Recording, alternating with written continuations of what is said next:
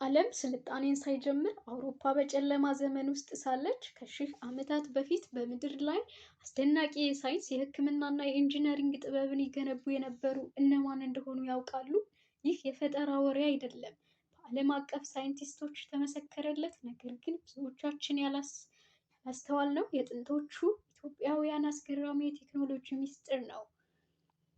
አዎ፣ አባቶቻችን ታሪክን ብቻ ሳይሆን ቴክኖሎጂንም ጭምር ነው የቀረጹት። ለምሳሌ ያህል የቅድመ አያቶቻችን የሕክምና ሳይንስ ዓለም ስለ ቀዶ ሕክምና ሰርጀሪ ሳያስብ በጥንቷ ኢትዮጵያ ውስጥ የራስ ቅልን ከፍቶ የመጠገን ትራንስፓኔሽን እጅግ ረቂቅ የሕክምና ጥበብ ይተገበር ነበር። ላሊበላና አክሱም ኢንጂነሪንግ ዛሬ ላይ ሆነን በኮምፒውተር መቅረጽ የሚከብደንን ግዙፍ ድንጋዮች ያኔ ያለምንም ዘመናዊ ማሽን ከላይ ወደ ታች ፈልፍሎ የመስራትና በመቶ ቶን የሚመዝን ሐውልቶችን የማቆም ጥበብ፣ ይህ የሳይንስና የጂኦሜትሪ ልቅና አድቫንስ ጂኦሜትሪ ካልሆነ ምን ሊሆን ይችላል? የብረታ ብረት ጥበብ፣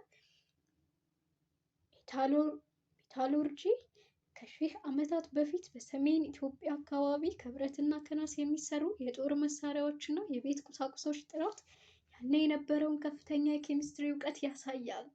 እኛ የታላላቅ ሳይንቲስቶች፣ የመሐንዲሶችና የጥበብ ሰዎች ልጆች ነን። ይህ ገና ጅምር ነው።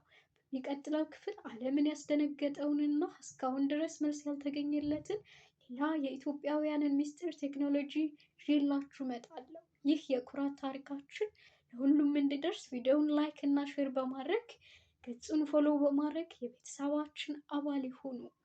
እኔ አልሚ ኢትዮጲስ ነበርኩኝ። ሰላም።